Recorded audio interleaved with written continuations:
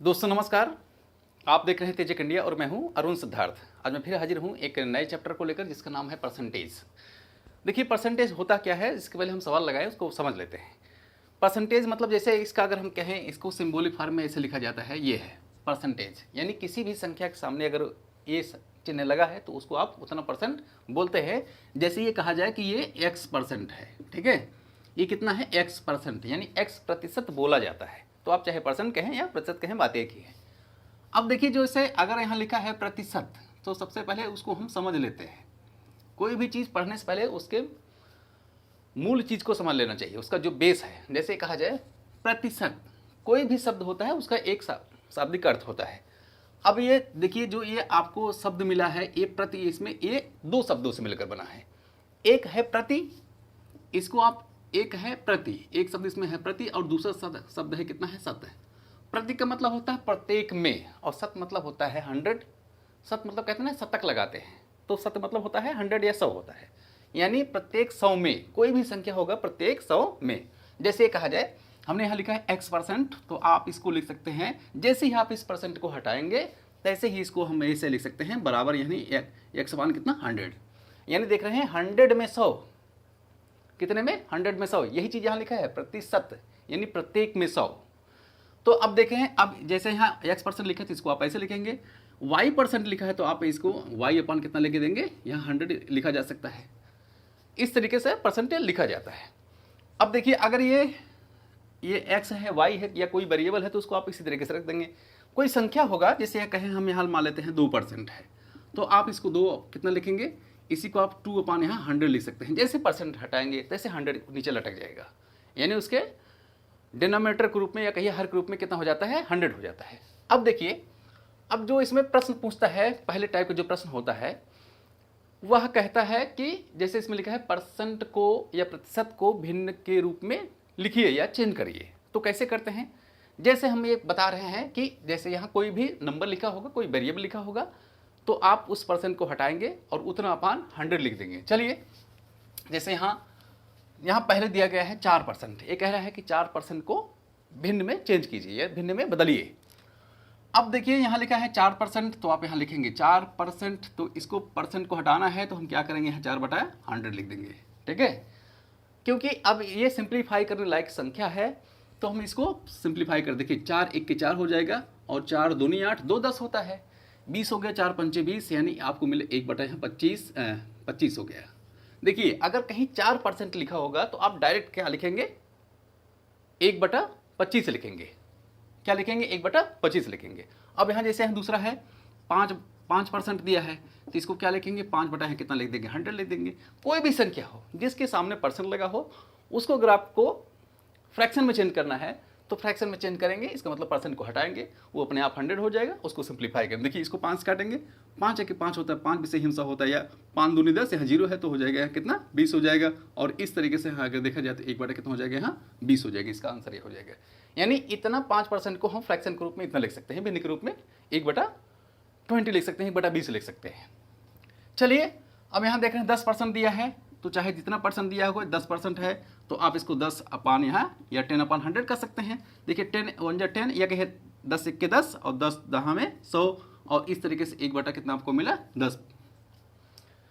तो यानी 10% को 1 कितना 10 के रूप में लिखा जा सकता है। या आप थोड़ा सा उल्टा कह दीजिए, अगर कहीं ऐसे लिखा होगा तो आप जब यानी इस भिन्न को चेंज करेंगे किसमें, प्रतिशत के रूप में, तो आप डायरेक्ट, अगर आपको याद रहेगा कि जब हम 10% को लिखते हैं कितना 1/10 लिखते हैं, जब उसको परसेंट में चेंज करना होगा तो 10% हो जाएगा। चलिए वो बात की चीज़ है। अब यहाँ जैसे यहाँ 16% लिखा है, कोई भी लिखा हो 20% 16%, उससे नहीं मतलब है, बस क्या करना है, यहाँ जैसे 16% है इसको आप लिखेंगे 16/100 लिख देंगे। अब इसको सिंप्लीफाई करने लायक होते हैं, सिंप्लीफाई कर देंगे, और देखिए इसको 4 से काट देंगे, 4 चौक 16 हो जाएगा, और ये हो जाएगा 4 दूनी 8 होता है, और यहाँ 4 पंचे 20 हो जाएगा, क्योंकि यहाँ 20 4 देखिए 4 दूनी 8, 2 बचा, इसमें 20 हो गया, 4 पंचे 20 हो गया। तो आपको क्या मिला, यहाँ 4/25 मिला, ठीक है। तो अगर यहाँ लिखा रहेगा कि 16% को, तो आप क्या लिखेंगे 4/25 लिख देंगे, कोई दिक्कत नहीं होगी। चलिए अब यहाँ क्या है 20% दिया है, तो आप यहाँ 20% लिखिए। 20% को कैसे लिखते हैं, तो यहाँ लिखेंगे 20 अपान यहाँ कितना 100, 20 अपान कितना 100। ये चीज़ आपको याद रखने वाली है हमेशा जब परसेंट आप सॉल्व ही कर रहे हैं, क्योंकि परसेंट का ये पहला पार्ट है।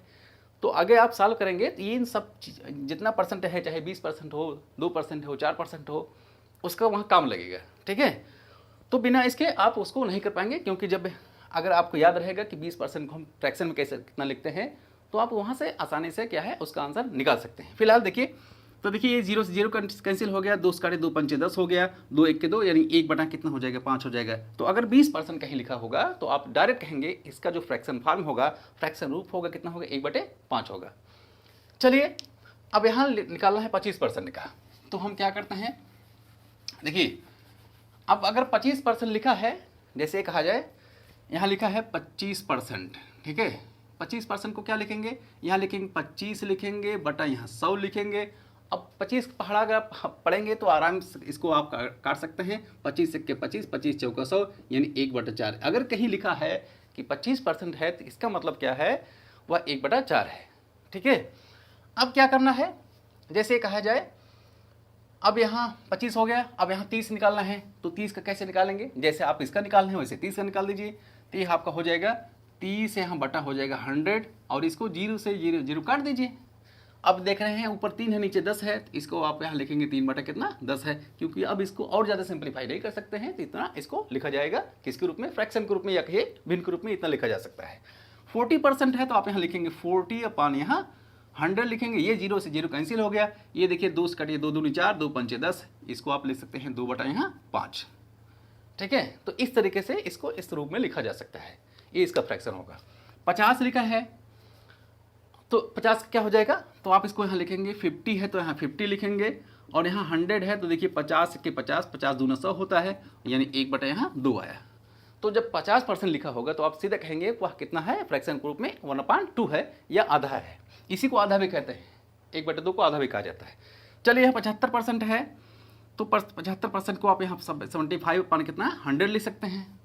ठीक है, अब क्या है 75 100 लिखेंगे, इसको 25 से काट दीजिए, 25 3 75 होता है, 25 चौका 100 होता है, यानी जो आपको मिला 3 बटा कितना मिला 4 मिला, यही क्या हो गया इसका फ्रैक्शन हो गया। ये आपको याद रखना है, ये आपको भूलना नहीं है। ठीक है, चलिए जैसे यहाँ 80% दिया है तो इसको आप लिख सकते हैं 80, और यहाँ लिख सकते हैं यहाँ 100। ठीक है, तो 80 बटा कितना हो गया 100 हो गया, तो अब ये 0 से 0 कैंसिल हो गया, 4 से काट दीजिए, या नहीं 2 से काट दीजिए, 2 चौका 8, 2 पंचे 10, यानी कितना आपको मिला 4 बटा यहाँ 5 मिला है, यानी 80% को आप कितना ले सकते हैं 4/5 ले सकते हैं। ठीक है, चलिए एक हम और यहाँ ले लेते हैं, जैसे यहाँ कहा जाए कि 120% है, कोई ऐसा कहता नहीं कि 120% बढ़ गया है या 120% घट गया है, तो 120% होगा तो कैसे आप लिखेंगे, इसको यहाँ लिखेंगे 120 बटा यहाँ कितना हो जाएगा 100 हो जाएगा। ठीक है, तो अब ये कितना होगा, देखिए इसको आप 0 से 0 कैंसिल हो गया, 2 से काटे 2 छक 12 हो गया, 2 पंचे यहाँ 10 हो गया, इसका मतलब जो आपको मिला है 6 बटा कितना मिला 5 मिला, इसका ये फ्रैक्शन हो जाएगा। 125 यहाँ लिखा है, 125% अगर लिखा है तो आप इसको यहाँ लिखेंगे 125 यहाँ बटा यहाँ लिखेंगे 100 लिखेंगे, 25 से काट दीजिए या 5 से काट दीजिए, आपके ऊपर है जितना जल्दी आप उसको काट ले जाते हैं। 25 से काटेंगे, 25 पंचे 125 होता है, यहाँ 5 हो जाएगा, और 25 चौका 100 होता है, यानी 5 बटा कितना हो जाएगा 4 होगा, इसका ये आंसर हो गया। तो किसी भी प्रतिशत को इस तरीके से उसको भिन्न में चेंज किया जाता है, और जितनी आसानी से इसको हम, जैसे जो भी नंबर दिया रहेगा, चाहे वह 100%, 200%, 300% दिया है, परसेंट घटाएंगे, डायरेक्ट हो जाएगा उसका 100 अपान, और उसको सिंप्लीफाई कर देंगे, इस तरीके से वो आंसर आ जाएगा। तो आज बस इतना ही, आपको मिलते हैं अगले वीडियो में, तब तक के लिए नमस्कार।